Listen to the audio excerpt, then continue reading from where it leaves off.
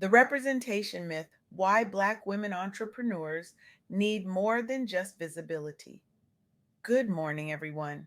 I am absolutely electrified to stand before you today to share the profound wisdom and revolutionary insights I gained through my recent conversation with Katina Oglesby, a visionary force who has dedicated her life to transforming how we understand Black women's entrepreneurship in America. Katina isn't just researching these issues, she's actively dismantling barriers, reconstructing pathways, and reimagining what true economic equity looks like for an entire generation of founders.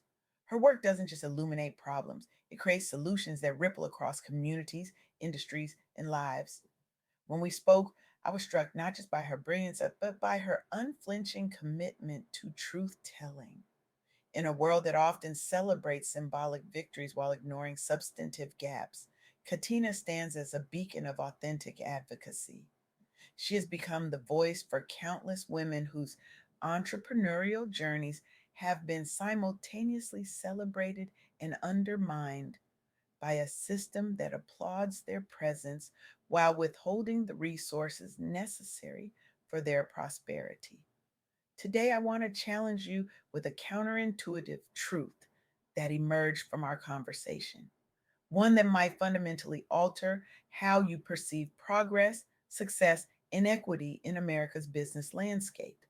Here it is: representation without resources is an illusion of progress. Let that sink in for a moment.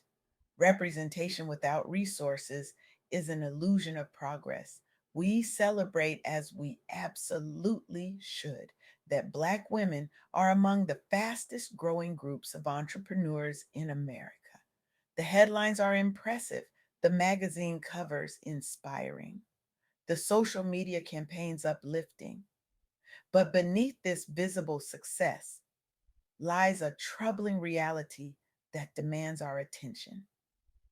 While Black women account for 28% of Black entrepreneurs and nearly 21% of all female owned businesses in America, only 15% report making a profit. 15%. This isn't just a gap, it's a chasm that reveals how deeply our economic systems remain structured to limit certain groups' access to prosperity. Even as we applaud their participation, we've been sold a narrative that more representation automatically translates to more equity. That seeing more Black women starting businesses means Black women are thriving in business. That visibility equals success. But as Katina powerfully articulated, this narrative masks a deeper truth. We can have more seats at the table while still being served smaller portions. We can be invited to the room without being given the keys to the building. We can start businesses without being given the tools to sustain them. This isn't about diminishing the extraordinary achievements of Black women entrepreneurs. It's about recognizing that celebrating their increasing numbers without addressing the profitability gap is like applauding someone for being invited to a feast while ignoring that they haven't been given any food. It's about acknowledging that true progress isn't measured by who starts the race, but by who has the resources to finish it. The question becomes, why does this gap exist and what can we learn from those who have managed to bridge it? During our conversation, Katina shared three key insights that transform how we think about entrepreneurship, success, and what true progress looks like. First, representation without resources is an incomplete victory. Second, community creates opportunity in ways individual effort alone cannot. And third, the unique resilience required of Black women entrepreneurs often fuels innovations that benefit everyone. Let me bring these principles to life through stories that illuminate both challenges and triumphs. Consider Amira Rasul, founder of The Folklore, a commerce platform supporting small brands with digital storefronts, focusing specifically on Black owned businesses and African based fashion and retail brands. When Amira looked at the global fashion landscape, she saw something most people missed: incredible African designers creating world class products with virtually no pathway to global markets. The conventional wisdom would suggest this was simply a matter of quality or consumer demand. But Amira recognized it as a structural gap, one she was uniquely positioned to address because she had lived at the intersection of these worlds and understood both their challenges and potential.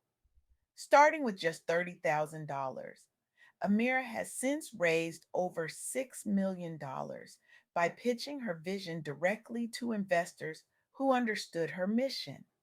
Today, the folklore supports over 700 brands.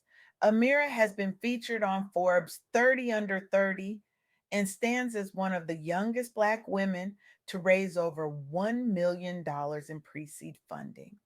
But here's what's particularly striking about Amira's story, which Katina emphasized in our conversation. Amira didn't just identify a business opportunity, she recognized the systemic inequity.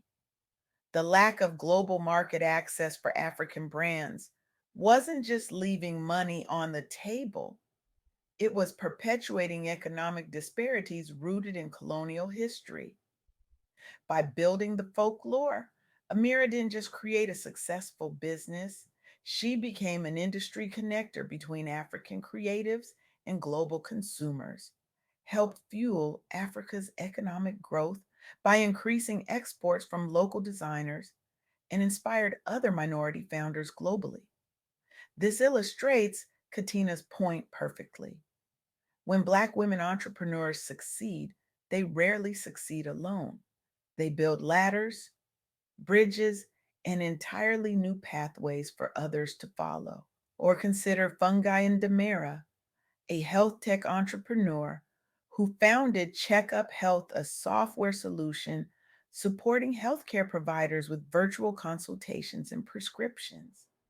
Fungi faced the double challenge of navigating tech startup spaces where few African or Black female leaders exist, while also breaking into highly regulated healthcare markets. What did she do? She leveraged business mentorship networks and shared her expertise via social media, YouTube interviews, and blogs focused on AI and business growth trends. She didn't just build a product, she built credibility through thought leadership both online and offline. The result? Checkup Health scaled its solutions, addressing real world provider needs during and after the pandemic. Fungi was named one of the top 100 African entrepreneurs and business leaders in the UK by the African Business Chamber and won awards across business development and healthcare sectors.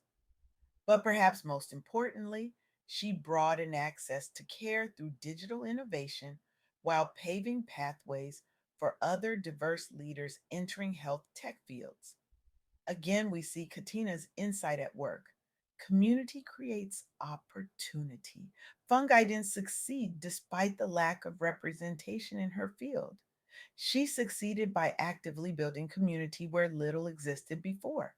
These individual stories reflect a broader pattern that Katina highlighted in our conversation.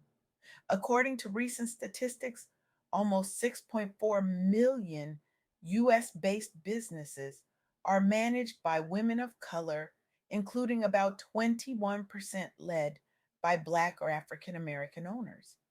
These firms are growing at an incredible rate of over 163% since inception. Yet systemic inequalities around capital access mean median revenues remain far below those reported by white female counterparts. $69,000 versus $142,000 per year.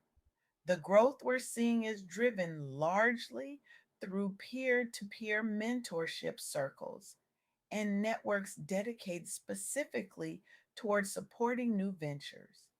Women of color now account for nearly 9 out of every 10 new female owned companies launched each day. This massive increase in representation has begun shifting industry norms. Even if financial parity remains elusive, it's created a ripple effect, inspiring the next generation of professionals and leaders seeking role models who look like them at every stage of the entrepreneurial journey. But as Katina emphasized to me, this isn't just about numbers. It's about understanding that the journey of Black women entrepreneurs is fundamentally different, requiring not just typical business acumen, but extraordinary resilience in the face of unique challenges. This brings me to perhaps the most powerful insight from my conversation with Katina.